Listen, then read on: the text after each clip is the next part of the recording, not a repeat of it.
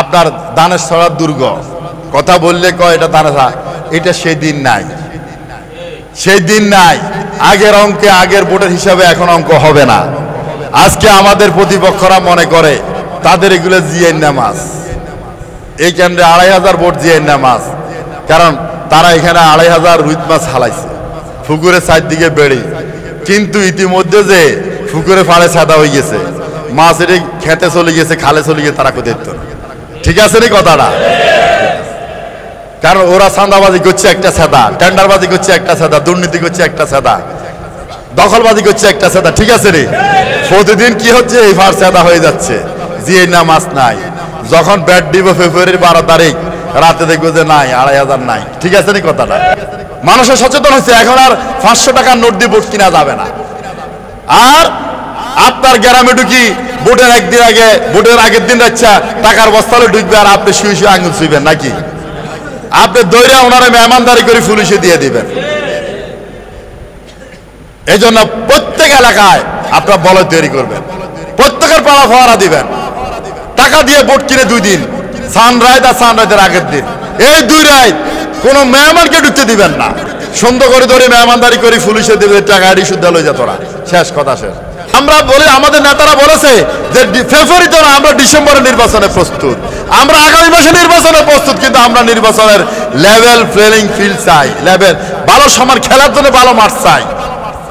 এটা কোনো লেভেল না, একটা দল যাই বলবে তাই শুনবে, আমরা সেই লক্ষণ দেখতেছি না। আমরা এখনই হুমকি দুমকি পাচ্ছি, কিন্তু আমরা সেটা হতে দেব না। আমাদের লাকসাম, এই কুমিল্লা 9 আসন, লাকসাম মনারগুঞ্জ, আমরা প্রতিটি কেন্দ্রে দুর্গ তৈরি করব। কাউকে টাকা দিয়ে ভোট কিনতে দেব না, কারো বিবেক বিক্রি হওয়ার সুযোগ দেব না। আমরা নিজেরাই নাজায়েজ কাজ করব না, এবং কাউকে আমরা করতে দেব না। চূড়ান্ত ফয়সালা আশপাড়ালা যদি মনে করে এই জমিনকে শাসন করার সুযোগ আমাদেরকে দিবেন, সেটা তিনি ফয়সালা করবেন। আর যদি তিনি মনে করেন এখনো আমরা তার যোগ্যতা অর্জন করি না, সেটা ফয়সালা তার হাতে। আমরা এই জমি নিতেই হবে, এর জন্য রাইতের ভোট নিতে হইব, জাল ভোট নিতে হইব, টাকা দিয়ে ভোট কিনতে হইব, কেন দখল করতে হবে, এই চিন্তা আমাদেরকে জাহান্নামে পৌঁছাইব। তাহলে আমাদের সাথে আর জাহিলিয়াতের কোনো সম্পর্ক নাই।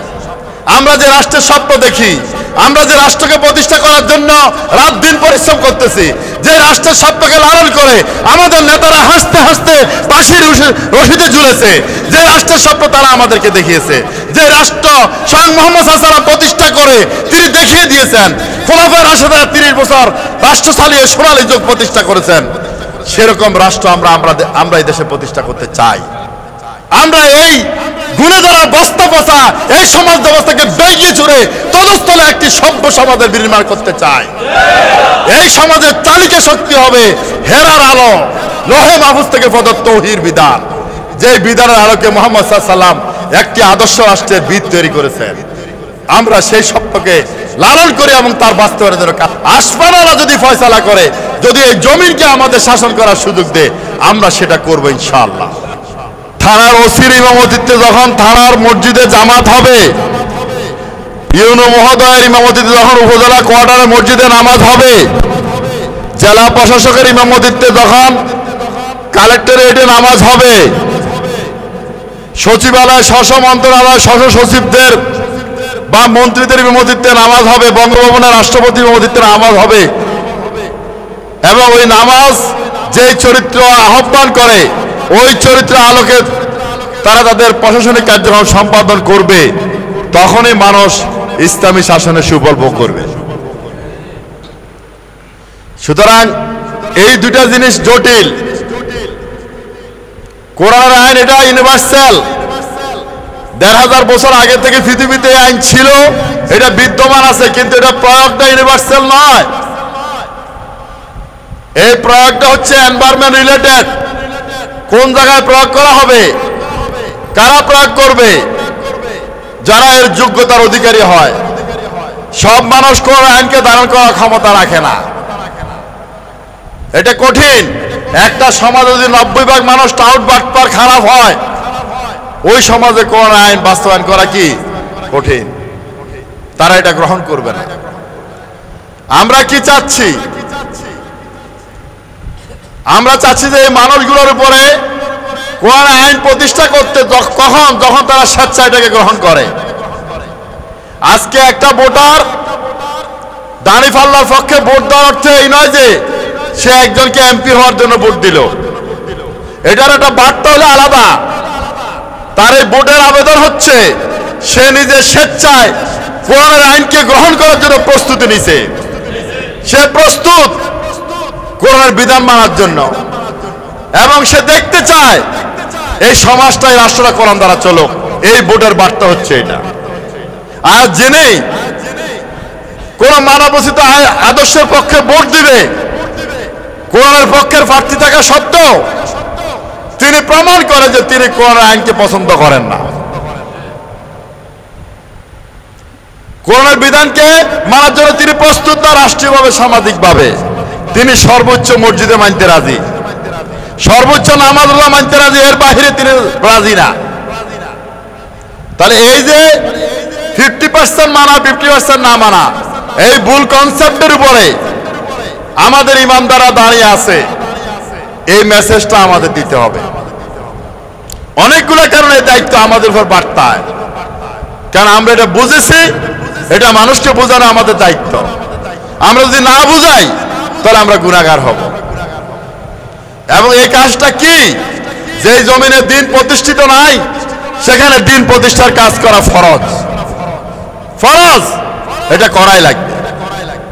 এই জন্য আপনাদের 1 নম্বর কাজ দিলাম, আপনারা জানুন ইসলামী রাষ্ট্র কি, এটা কিভাবে চলবে, এটা কারা চালাবে। ট্রেডিশনাল রাষ্ট্রের সাথে গতানুগতিক রাষ্ট্রের সাথে এর পার্থক্যটা কি? মানুষ কি পরিবর্তন দেখবে? দেশটা তখন কোন আইন দ্বারা চলে, মানুষের মাঝে কি কি পরিবর্তন সাধিত হবে, যেটা 53 বছর আমরা দেখি নাই। এই কনসেপ্টটা আপনাদের নিজেদের মাঝে ক্লিয়ার হতে হবে। তারপর দরদ ভরা দিল নিয়ে প্রতিটি ভোটারের সামনে এটা প্রেজেন্টেশন করতে হবে। 2 নম্বর কাজ, এটা তো প্রথম কাজ হলো জানার। কিসের?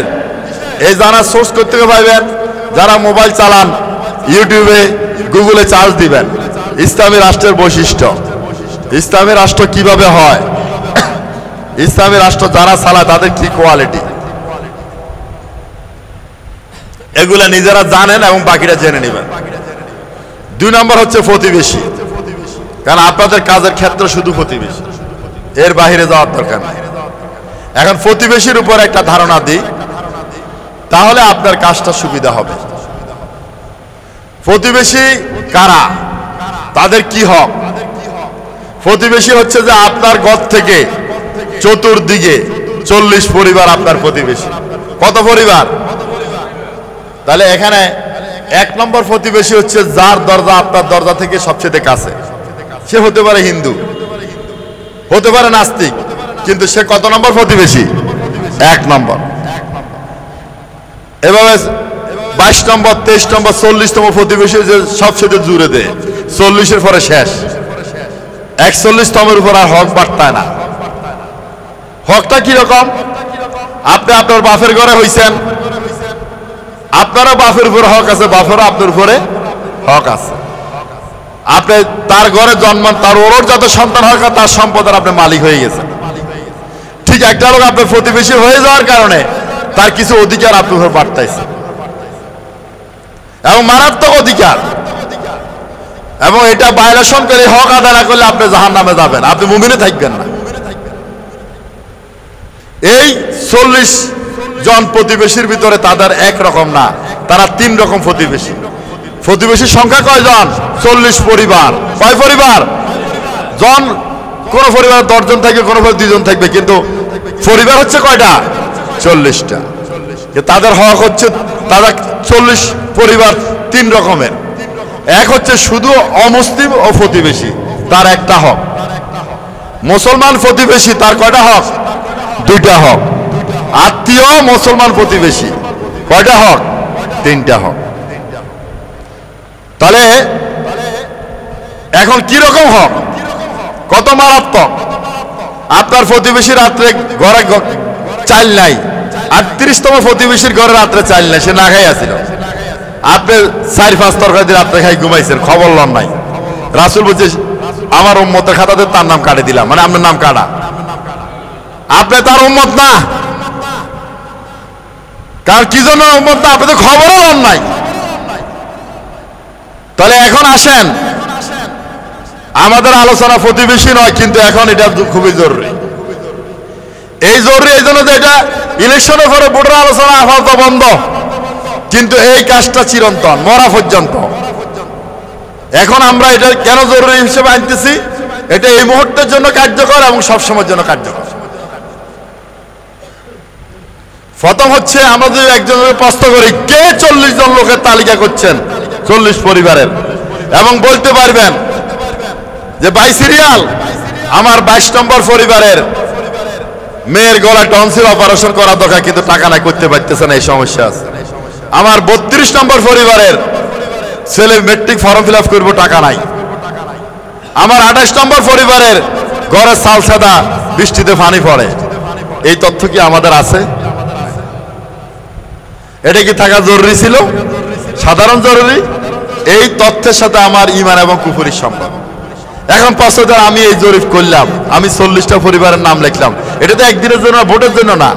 আপনি ডায়েরি কিনেন, এটা তো আপনি ঈমান কুফরির সম্পর্ক। আপনি ডায়েরি কিনে 40 পরিবারের নাম লেখেন, কার কি সমস্যা চিহ্নিত করেন, তার থেকে জেনে নেন। এখন ওর ফর্ম ফিল আপে 4000 টাকা লাগে, আপনার 500 টাকা দেওয়ার ক্ষমতা নাই, কিন্তু আপনার যদি অন্তর থাকে, উদ্যোগ থাকে, আপনি 4000 টাকা ব্যবস্থা করতে পারবেন। সমাজে 4000 টাকা দেওয়ার বহু লোক আছে, কিন্তু উদ্যোগ নেওয়ার লোক নাই।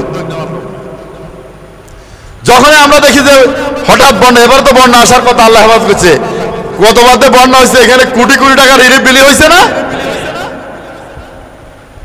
তাহলে উদ্যোগের অভাব, উদ্যোগের অভাব। কিন্তু আপনি তো সমস্যা চিহ্নিত করতেছেন না, আপনি জানেন না, খবরও নিচ্ছেন না।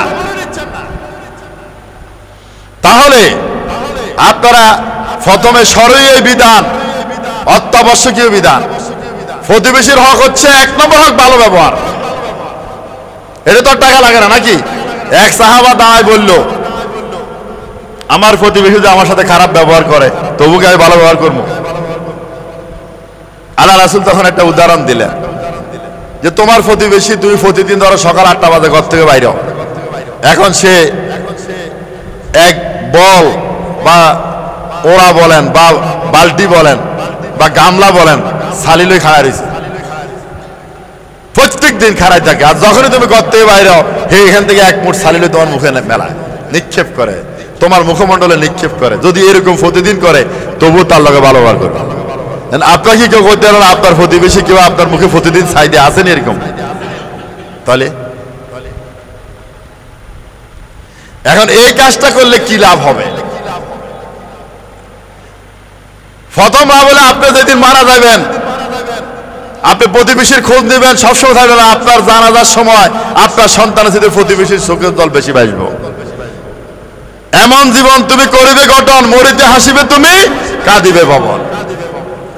এটা আখিরাতের লাভ,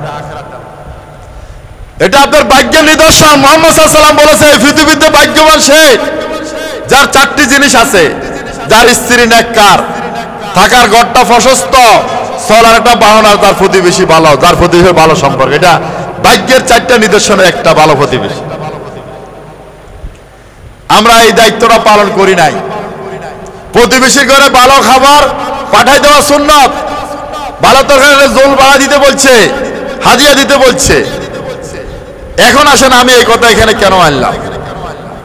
আপনি যখন এই তালিকাটা করবেন, আপনার বাড়তি কাছে এই 40 পরিবারের ভিতরে মোট কত ভোট আছে। 1 নম্বর পরিবারের 5 ভোট, এটাও করে ফেলেন। ওই ডায়েরি লইবেন যে ফাতা একটা বাইরে রাখবেন। 2 নম্বর পরিবারে 8 ভোট, 3 নম্বরে আগে ভোট জানি গেলেন। এই 40 পরিবারে গড়ে 8 করে 320 ভোট। কথা বুঝছেন?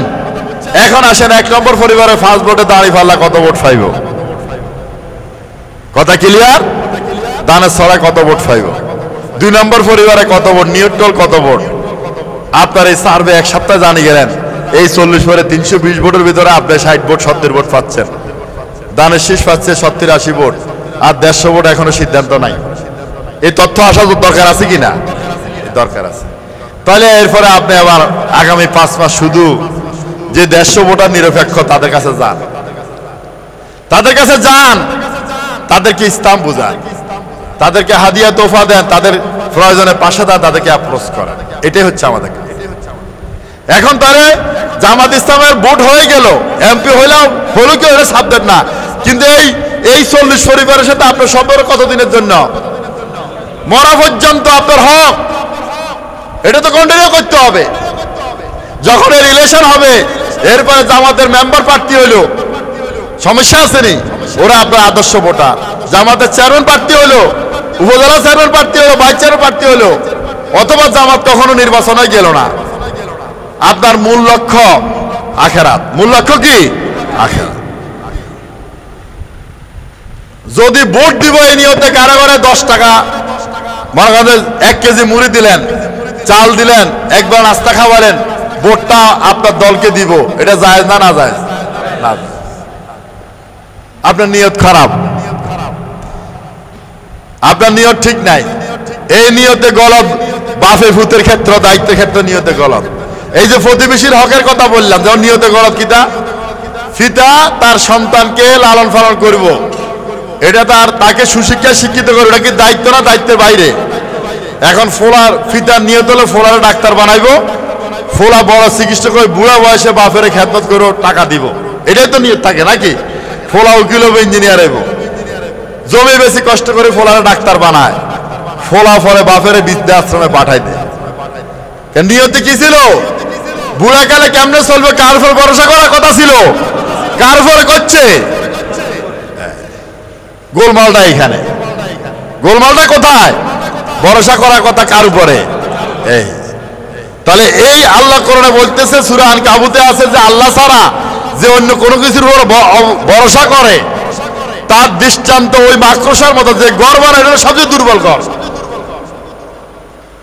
এটা হলো প্রত্যাশা এবং প্রাপ্তি। আমাদের জ্বালাটা কোথায়? প্রত্যাশা এবং প্রাপ্তির অসঙ্গতি। চন্দনা বাজার সরাবারে দেখা হয়েছে, কলা ফারুটি সব খাওয়াই দিলেন, যে লাকসা পদার্থ দেওয়া হলে উনিও খাওয়াইব। নিয়ত ভালো না খারাপ? নিয়ত খারাপ। লাকসা বাজার উনি সালাম দিয়ে ব্যস্ত চলে গেছে, তখন কষ্ট বাড়বো না কমবো? কি হেমিয়ারে সেদিন এভাবে মেহমানদারি করলাম, হেমিয়ার যে তো চাটা কিছু খাওয়ালাম, তাহলে আপনার নিয়ত খারাপ আছে, এই কষ্ট আপনার নিয়তের জন্য। কয় না সারা জীবন শুধু আমি তোমারে দিলাম, দেওয়ার উদ্দেশ্য যদি আল্লাহ সন্তুষ্ট, তাহলে কোনো কষ্ট আসেনি? কষ্ট নাই। আপনি একজনের জন্য করবেন, আরেকজন আপনার জন্য করবেন। আমরা একটা এলাকায় আগুন লাগছে, আমরা সেখানে তাদের পাশে দাঁড়াবো, উদ্দেশ্য যদি হয় যে লোকগুলা জামাত ইসলামের ভোট দিব, এটা জায়েজ না? না জায়েজ। হ্যাঁ, আমরা এরা মানুষ, এদের প্রয়োজন আমরা দেব। এই সংকীর্ণতা থেকে বেরিয়ে আসতে হবে, এটা স্বার্থপরতা।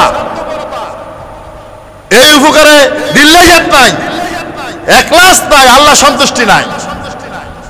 চূড়ান্ত ফয়সালা আসমানের, আসমানওয়ালা যদি মনে করে এই জমিনকে শাসন করার সুযোগ আমাদেরকে দিবেন, সেটা তিনি ফয়সালা করবেন। আর যদি তিনি মনে করেন এখনো আমরা তার যোগ্যতা অর্জন করি না, সেটা ফয়সালা তার হাতে। আমরা এই জমি নিতেই হবে, এর জন্য রাইতের ভোট নিতে হইব, জাল ভোট নিতে হইব, টাকা দিয়ে ভোট কিনতে হইব, কেন দখল করতে হবে, এই চিন্তা আমাদেরকে জাহান্নামে পৌঁছাইব। তাহলে আমাদের সাথে আর জাহিলিয়াতের কোনো সম্পর্ক নাই। আমরা এখন কি চাই? আমরা বলি, আমাদের নেতারা বলেছে যে ফেব্রুয়ারিতে না, আমরা ডিসেম্বরে নির্বাচনে প্রস্তুত, আমরা আগামী মাসে নির্বাচনে প্রস্তুত, কিন্তু আমরা নির্বাচনের লেভেল প্লেইং ফিল্ড চাই, লেভেল ভালো সমান খেলার জন্য ভালো মাঠ চাই। এটা কোনো লেভেল না। একটা দল যাই বলবে তাই শুনবে, আমরা সেই লক্ষণ দেখতেছি না। আমরা এখনই হুমকি দুমকি পাচ্ছি, কিন্তু আমরা সেটা হতে দেব না। আমাদের লাকসাম, এই কুমিল্লা 9 আসন, লাকসাম মনারগুঞ্জ, আমরা প্রতিটি কেন্দ্রে দুর্গ তৈরি করব। কাউকে টাকা দিয়ে ভোট কিনতে দেব না, কারো বিবেক বিক্রি হওয়ার সুযোগ দেব না। আমরা নিজেরাই নাজায়েজ কাজ করব না এবং কাউকে আমরা করতে দেব না।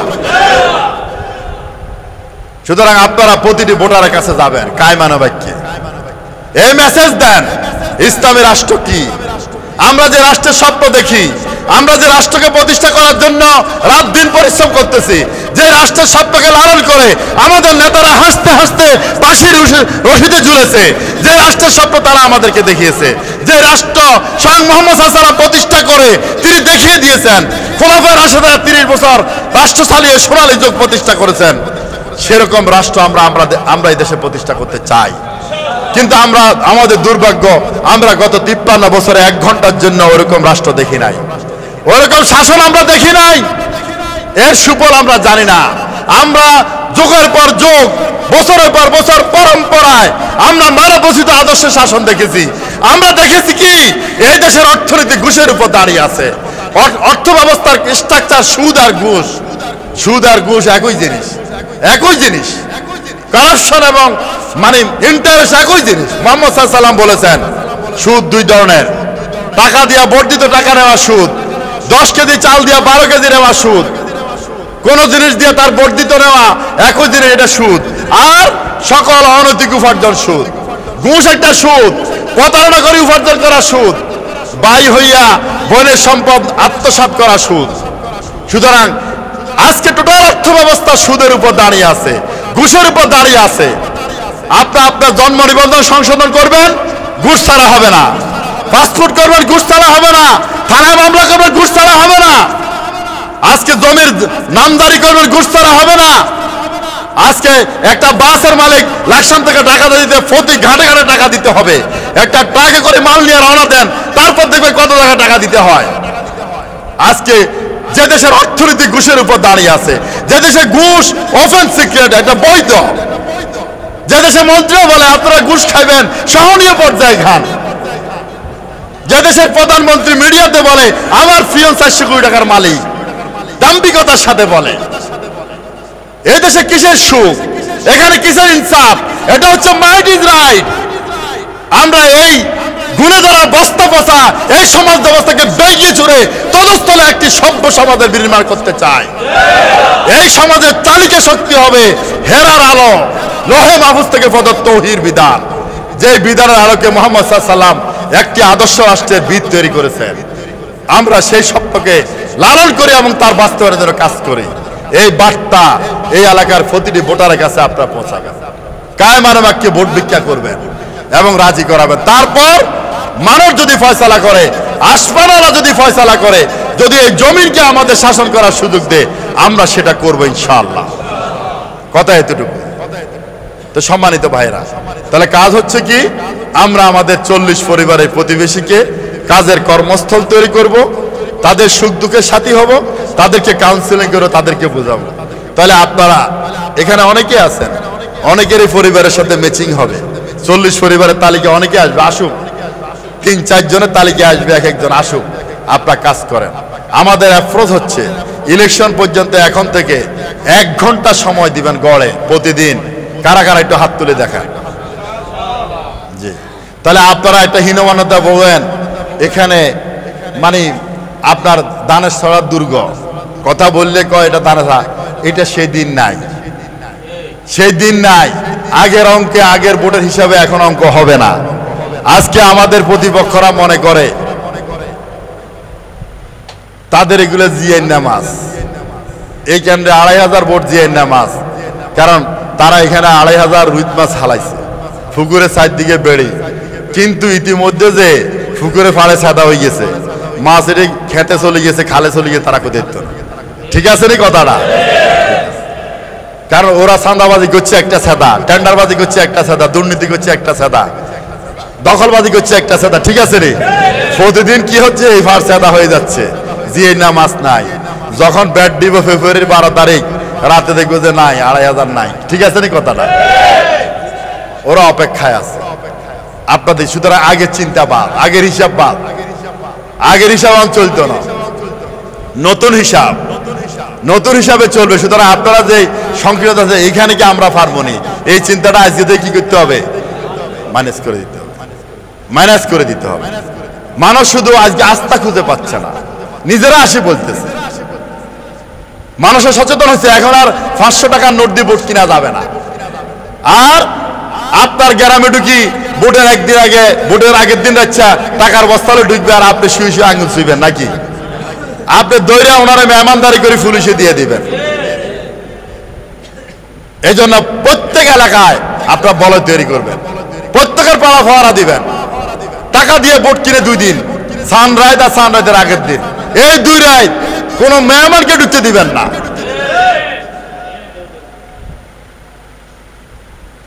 কথা কি বুঝে আসছে? সুন্দর করে ধরে মেহমানদারি করি, পুলিশে দেবে টাকা আড়ি শুদ্ধ লই যা তোরা, শেষ কথা শেষ। সুতরাং কথা ক্লিয়ার, মেসেজ ক্লিয়ার। এই চন্দনা কেন্দ্রে, উত্তরদা কেন্দ্রে তারা যেরকম বাফের করা হয়েছে, আপনারা অন্য, আমরা কি অন্য কেন্দ্রে তো আমরা করে হায়ার করে আনছি। সুতরাং নিজের পায়ে দাঁড়াইতে হবে, এই হিম্মত থাকতে হবে। ইলেকশন করতে হলে কি লাগে? হিম্মত লাগে।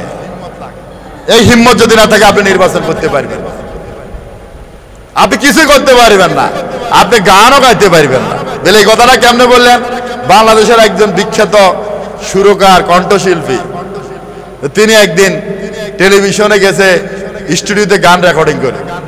তো প্রথমে উনি ডিজি মহোদয়ের লগে দেখা করলেন, উনি ওনারে ঠান্ডা কোক খাওয়ালেন, কলা খাওয়ালেন।